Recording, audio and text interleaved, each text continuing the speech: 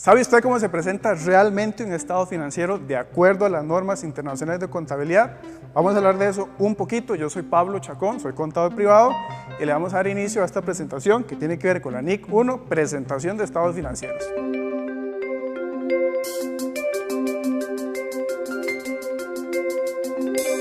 Para iniciar, vamos a hacer como un contexto de la norma, porque la norma lo que dice básicamente y le da herramientas a usted para que presente de forma sistemática un estado financiero, los diversos estados financieros que componen el juego general de estados financieros.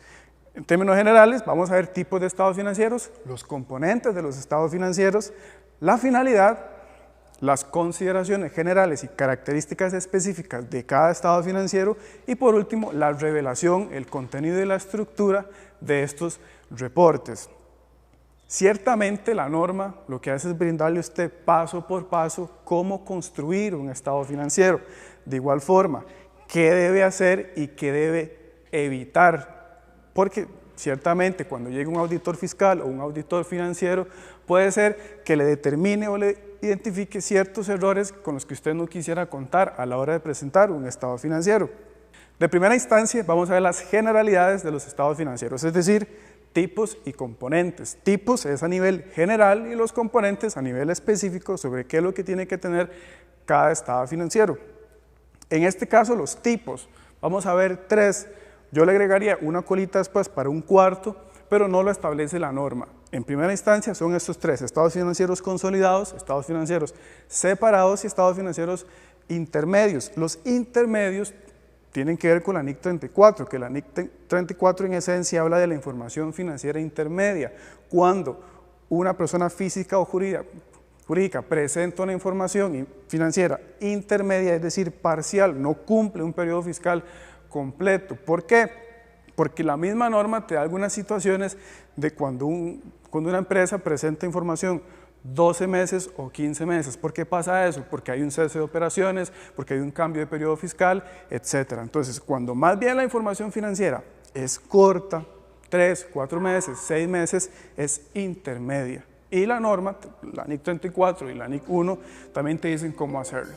En el caso de los estados financieros consolidados, aquí estamos hablando cuando es un grupo empresarial, un corporativo, porque ciertamente usted tiene varias empresas, 5, 6 empresas, y al final usted tiene que consolidar esa información, porque lo que va a saber es el de la casa matriz, por ejemplo, o la entidad superior del grupo corporativo. Entonces, el consolidado es la suma de todos los estados financieros de todas las subsidiarias. Los estados financieros separados, que tal vez son los más comunes, los que más se ven en la calle, pues son los estados financieros de cada entidad, la diversa cantidad de estados financieros, pero que corresponden a una sola entidad. El cuarto sería el que la norma tal vez omite en cierta forma y es el estado financiero general, ratio, y eso lo vamos a ver un poco más adelante con todos los componentes. Dentro de estos mismos componentes es lo que dice la norma o habla del juego completo de estados financieros. Uno normalmente está acostumbrado a ver solamente dos estados financieros, el balance general y el estado de resultados, pero no, la norma te da un set completo de los diversos estados que forman parte de la información financiera de una compañía. Entonces, para iniciar, tengo el estado de situación financiera, lo que antes se conocía como el balance general. Dentro de los componentes que forman parte de este set completo de estados financieros, yo tengo el estado de situación financiera, que es comúnmente conocido como el balance general, el estado de resultados, que históricamente han sido como los dos que más se conocen. Inclusive mucha gente solamente piensa o cree que solamente está el balance general y el estado de resultados, pero la norma viene y le da a usted un set completo de estados financieros y le dice, ok, está el estado de situación financiera o el balance general, está el estado de resultados o el resultados integrales y además le agrega otros, que son el estado de cambios en el patrimonio, estado de flujos de efectivo, que se lo ve con la NIC 7, y agrega un quinto, que realmente es poco común ver, tal vez a nivel general, que son las notas a los estados financieros. Ciertamente la norma, y es lo que vamos a ver más adelante, es explicar cómo se hace cada uno, qué debe incluir, qué no se debe hacer en cada uno, pues para formar ese juego completo de estados financieros. Ya tenemos tipos y ya tenemos componentes. Entonces, lo que vamos a ver ahora en específico son las características de cada uno de los estados financieros, porque cada uno de esos 5 es un estado financiero, pero los 5 conforman el juego completo que debe siempre presentarse como buena práctica. Con respecto a las características, vamos a ver la finalidad de los estados financieros y las consideraciones generales. La norma dice que la finalidad de los estados financieros es presentar de una forma estructurada o sistemática la información financiera y el rendimiento financiero de una entidad. Y por allá decía también que es darle información o suministros a los accionistas, a los dueños de la compañía para tomar decisiones. Yo le diría que es al final como una foto de lo que viene haciendo la compañía, bien o mal, es una foto lo que usted presenta en el estado financiero y con base a ello usted toma las decisiones gerenciales, comerciales, industriales para seguir adelante con su negocio. Eso es lo que establece como finalidad la norma. Características identificables. ¿Por qué identificables? Porque son componentes con los que usted identifica un buen estado financiero estructurado, ordenado y que sigue la norma internacional de la contabilidad, que es básicamente lo que uno ve escrito en el estado financiero, como el periodo definido, que usted le dice estado de situación financiera al 31 de diciembre del 2017, porque un estado financiero que no tenga la fecha no sirve para nada, porque usted no sabe cuál periodo está pues analizando, investigando, viendo los resultados. Entonces siempre tiene que ir con un periodo definido, al 31 de diciembre, al 30 de septiembre, año X. Tiene que también tener moneda de presentación, cuál es la moneda en la que usted está presentando las cifras. Puede ser colones costarricenses, dólares, euros, lo que sea. Que aquí hay un tema, porque está el tema de la moneda funcional y la moneda de presentación de estados financieros. Pero en otro episodio podemos ver NIC 21, que habla más o menos de las monedas funcionales y de presentación. Y por último, el tema del redondeo, porque dependiendo de la cantidad de cifras que tenga un estado financiero, es mejor reducirla o no presentar decimales, pero siempre el estado financiero debe decirlo. Básicamente, estas 3 componentes o estos 3 ítems identificables deben estar presentes en un estado financiero. ¿Para qué? Para hacer una lectura mejor y más comprensible de la información que usted se le está presentando. Eso tiene que ver con características identificables. La norma también habla de un cumplimiento en la presentación de información, o sea, ciertos requisitos que no se van a ver expresamente como una línea, pero sí se van a ver inherentes o tácitos a la hora de, cuando usted ve el estado financiero, usted dice, ok, perfecto, yo sé que estoy cumpliendo con esto, esto y esto. Y esto porque en cierta forma, dependiendo de la actividad que usted desarrolle, estos 3 elementos son indispensables cuando usted presenta un estado financiero. Por ejemplo, el periodo definido, lo ideal es que sea el mismo, el periodo corporativo al periodo fiscal. Porque, por ejemplo, cuando usted hace cierre fiscal y tiene que pagar sus impuestos, entonces lo ideal es que tenga el estado financiero a la fecha que usted corta para hacer el pago de impuestos. La moneda de presentación, si usted es una compañía local, una compañía pequeña, normalmente usted va a manejar todo en colones. Entonces lo ideal es que usted presente la información financiera en colones, pero si estamos hablando de una transnacional, una compañía grande, un monstruo de compañía, entonces probablemente el 90% de sus transacciones son en dólares, entonces su estado financiero estará en dólares. Y el tema del redondeo, tal vez yo lo podría decir de la importancia que usted le da a las cifras. Si para usted un 0,5 es importante, entonces presento los estados financieros con decimales, pero si usted es una compañía un poquito más grande que puede redondear a 2 milésimas, entonces no lo hace, simplemente.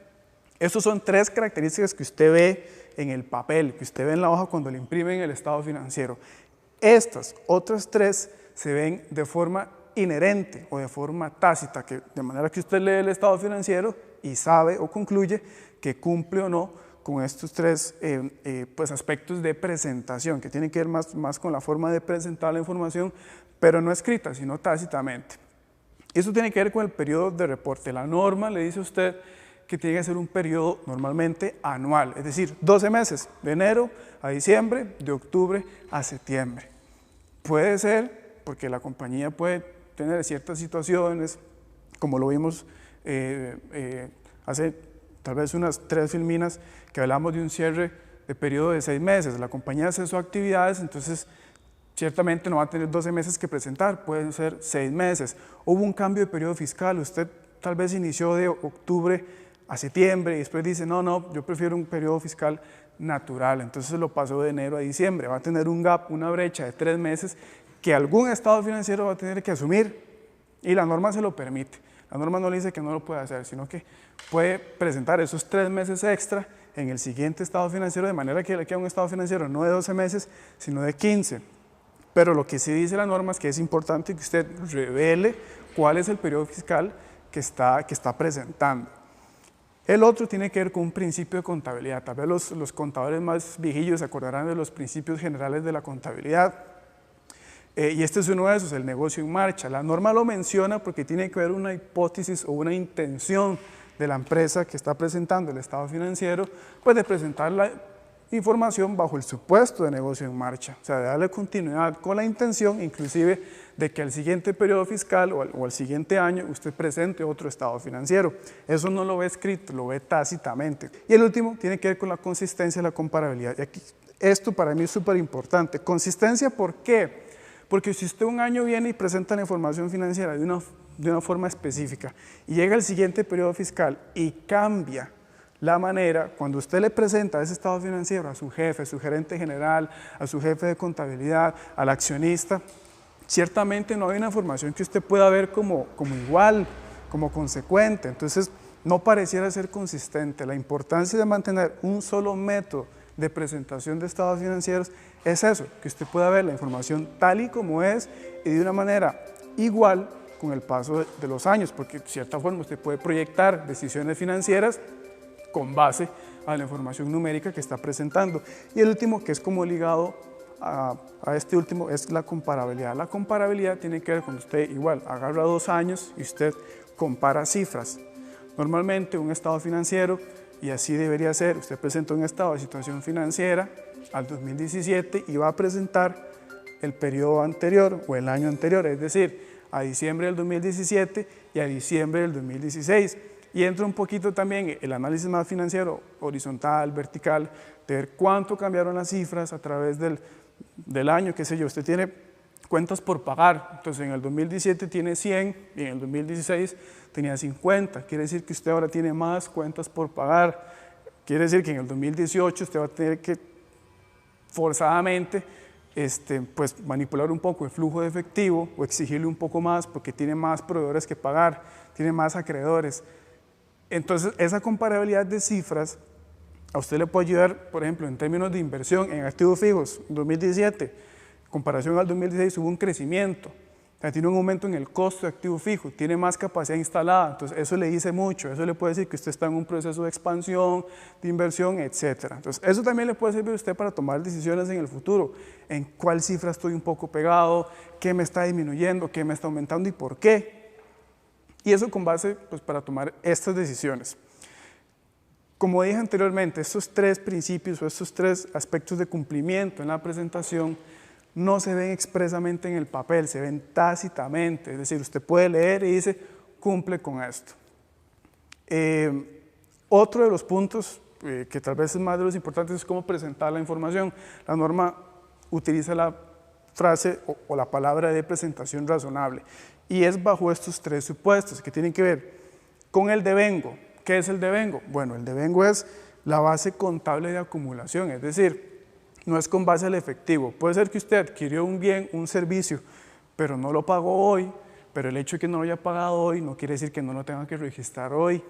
El devengo lo que le dice a usted es que independientemente de la fecha en que usted pague, realice o no la transacción, le va a tener, o el estado financiero tiene que asumir el registro de esa transacción en la fecha en que ocurrió.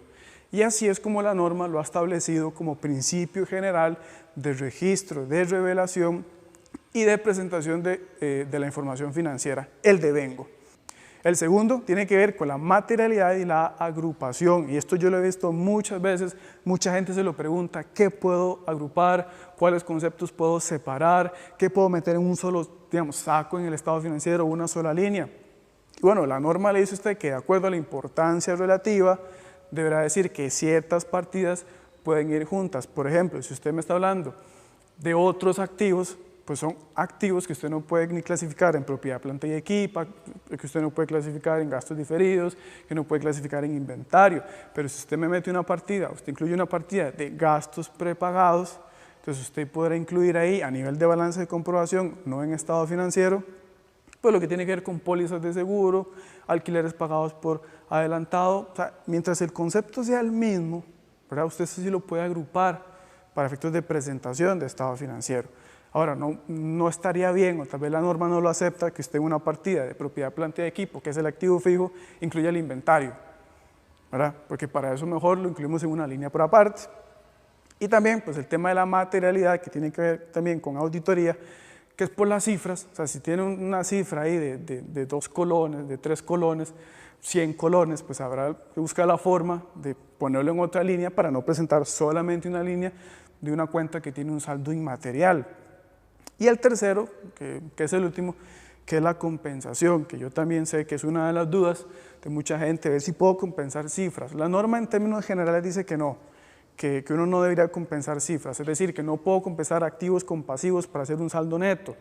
Solamente te lo permite en algunos casos, son muy específicos, por ejemplo las diferencias cambiarias, que es el mismo concepto, sea ingreso o sea gasto, ahí sí podríamos compensar, siempre y cuando no le presenten individualmente una importancia significativa en la operación de la compañía. Es decir, si usted tiene un gasto por diferencial cambiario de 3 millones, pero tiene un ingreso de 5.000 colones, entonces mejor compense para que le quede un gasto un poquito menor, para no incluir una línea de gasto y una línea de ingreso. Básicamente eso es lo que tiene que ver con compensación. En general, la norma trata, y es la forma en que uno lo percibe, de que uno no compense esas cuentas. ¿Por qué? Porque si nos vamos al puro inicio de esta presentación, dijimos que la finalidad del estado financiero es proveer información importante al accionista, al dueño, al gerente general, para tomar decisiones. Entonces será importante también que esta persona, el jefe, el accionista, el gerente de contabilidad, el jefe de su departamento, vea línea por línea cuáles son esos conceptos, cuáles son esas cifras de forma separada. Si usted quiere compensar algo y lo hace, bueno, lo ideal es que al menos en notas a los estados financieros lo separe, para que a nivel de revelación de información, pues usted lo pueda ver cifra por cifra. De igual forma, esto tiene que ver con presentación razonable de la información, que se ve en forma tácita, pero también como en forma impresa, de cierta forma. Y ya, el último punto es la estructura y el contenido. Y aquí es donde usted se pregunta, ok, ¿cómo debe ser un estado de situación financiera? ¿Cómo presento mis activos? ¿Cómo presento mis pasivos? ¿Cómo presento el flujo de efectivo? ¿Cuáles son las actividades de operación, de financiamiento, inversión? ¿Qué es eso? Bueno, entonces aquí vamos a ver uno por uno qué debe incluir un estado financiero y qué no debe incluir un estado financiero. Situación financiera. Son 3 líneas lo que habla la norma, activos y pasivos. ¿Cómo presento el activo? ¿Cómo presento el pasivo? En términos generales, la norma dice que siguiendo el principio de corriente y no corriente, y después le va hablando de nivel de liquidez, le va hablando de relevancia en la operación, entonces usted va determinando, dependiendo cuál es la funcionalidad de esas cuentas, el orden en la presentación. La norma sí dedica como 2 páginas completas para decirle a usted qué es corriente y qué no es corriente. La diferencia general que yo le podría hacer es, en términos de tiempo, ¿verdad? Si estamos hablando de 12 meses o menos, ahí sería corriente. Si estamos hablando de activos o pasivos que voy a cancelar o que voy a obtener de vuelta en un periodo mayor a un año, entonces mejor se clasifican como no corrientes. O cuando hablamos de otros activos, otros pasivos que tal vez no cumplen esa función de operación 100% para la empresa, ahí es mejor clasificarlo como no corriente. Y también bajo un principio de exigibilidad, ¿verdad? O sea, ¿qué tanto me exige esta partida, este pasivo en el flujo de efectivo en el corto plazo? Entonces, si yo puedo entender que este pasivo lo tengo que pagar en el muy corto plazo, entonces lo clasifico como un pasivo corriente, un acreedor corriente. Los impuestos diferidos siempre van a ir al largo plazo, es decir, al activo no corriente o al pasivo no corriente, que es igual como a largo plazo, activo y el pasivo también. Y las partidas adicionales que básicamente tal vez usted no logra ubicar en alguna de las categorías de liquidez o importancia relativa, entonces lo que le dice la norma es que usted lo puede hacer a través de la naturaleza y liquidez, otra vez, ¿verdad? y la función de los activos. Es decir, si usted tiene una cuenta, otro activo, es un terreno que usted tiene ahí porque se lo adjudicaron y usted no lo usa, entonces no estaría bien que usted ese terreno lo clasifique dentro de sus activos funcionales porque usted no lo usa. Entonces tiene que buscar una categoría de otro activo para ver qué forma lo puedo meter en el estado financiero y probablemente va a ser la última partida en la casilla de los activos. ¿Por qué? Porque el accionista va a ver ese activo que realmente no le sirve, entonces no lo va a querer ver de primero, porque de primero él quiere ver lo que tiene más a mano, con lo que está trabajando, cuánto inventario tengo, cuántos son mis cuentas por cobrar, qué tan antiguas son mis cuentas por cobrar. Esa información es la que va de primero. Ese terreno que me lo adjudicaron pero no lo uso, pues va a ir de último probablemente. Y esto es lo que tiene que ver con la presentación, al menos en situación financiera, es siguiendo esos principios. Otra vez, por liquidez, por corriente, no corriente o por funcionalidad. Y eso es un análisis personal que cada compañía tiene que hacer. No necesariamente tiene que consultarle a un auditor cómo registro esto, sino con ese análisis personal usted puede concluir, ¿verdad?, si lo voy a poner en la parte corriente, no corriente, otros activos, corto plazo, largo plazo. Con respecto al resultado integral, que es el estado de resultados, lo que pasa es que la NIC 1 sí hace una diferenciación, porque está el estado de resultados general y está el de otros resultados, que ese es integral, que es básicamente esta primera línea que estamos viendo, un único estado de resultados integrales o el famoso resultados consolidados, que son dos, o lo podemos mostrar de forma separada. El de resultados operativos, el estado de resultados que usted y yo conocemos, o el P&L, digamos, ingresos, gastos, y de forma separada el resultados integrales. Este otro resultados integrales tiene que ver con aquellas partidas que no le afectaron en este periodo su resultado operativo, pero que siempre es importante revelarlo porque puede ser que en el futuro toquen mis resultados. Vamos a ver un par de ejemplos, tal vez un poco más adelante, de cuáles pueden ser esas partidas que me estarían generando un cuarto estado financiero, que es el de otros resultados integrales, pero tal vez el más conocido es el estado de resultados generales, ingresos, gastos operativos, que el resultado de esos dos, la suma y la resta, es la utilidad o la pérdida del periodo. Y el último es la revelación de ingresos y gastos, que la norma lo que le dice es que debe revelar sus gastos, sus ingresos conforme a la naturaleza o a la funcionalidad. ¿Qué es naturaleza? Bueno, gastos operativos, gastos financieros. ¿Qué son gastos operativos? Todo lo que tiene que ver con sus salarios, todo lo que tiene que ver con el alquiler de su oficina, esos son gastos operativos, las cargas sociales. ¿Qué son gastos financieros? Bueno, si usted tiene un préstamo a 5 años, el interés que usted paga todos los meses por ese préstamo es un gasto financiero. De igual forma los ingresos, su ingreso operativo, ¿cuál va a ser? Bueno, sus ventas de mercadería, sus ventas de servicios, sus ingresos financieros, cualquier interés que le genere una cuenta bancaria. Entonces, la norma le dice a usted que usted puede separar sus gastos, sus ingresos por la naturaleza, pero también le dice que lo puede hacer por función. Y esto es diferente. ¿Y por qué? Porque la función del gasto no está asociada, digamos, a su naturaleza, sino a lo que le sirve. Entonces, en lugar de yo tener un gasto financiero, tengo un gasto por interés, un gasto por comisión bancaria, etc. Es decir, el concepto específico del gasto, no a la categoría a la cual pertenece.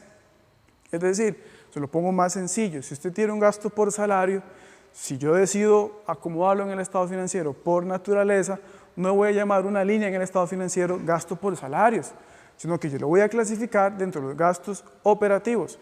Pero si lo hago por función, no voy a poner gastos operativos ni gastos financieros, sino que voy a poner gasto por salario exactamente y el monto, ¿verdad? Entonces son las dos clasificaciones que la norma me da para yo poder clasificar mis gastos y mis ingresos en el estado de resultados. A nivel general, tal vez con la diapositiva anterior y esta, lo que hace la norma es decirle a usted cómo debe presentar, qué debe presentar y tal vez qué no debe hacer. Por ejemplo, ya vimos, no vamos a compensar cuentas, no vamos a hacer un revoltijo entre ingresos y gastos, uno arriba, el otro abajo, sino que vamos a seguir naturaleza, vamos a seguir función, un orden sistemático de la información para eso, para tal vez proveer la información certera, ordenada, a esa persona que va a leer el estado financiero y que va a tomar decisiones en un futuro, el accionista, el jefe, el gerente. El tercer estado financiero, tal vez del que habla la norma, es el de cambios en el patrimonio. Tal vez es muy poco conocido, tal vez usted ni siquiera sabe cómo se hace o nunca ha visto uno. Sí, porque tal vez no es tan común, porque como decía tal vez al inicio, los más generales es el estado de situación financiera y el estado de resultados. Pero la norma te habla también de un cambio en el patrimonio. ¿Por qué? Porque como este estado financiero va a los accionistas, va a los dueños, siempre es importante ver el movimiento patrimonial que sufre la situación financiera o que enfrenta la situación financiera de la compañía.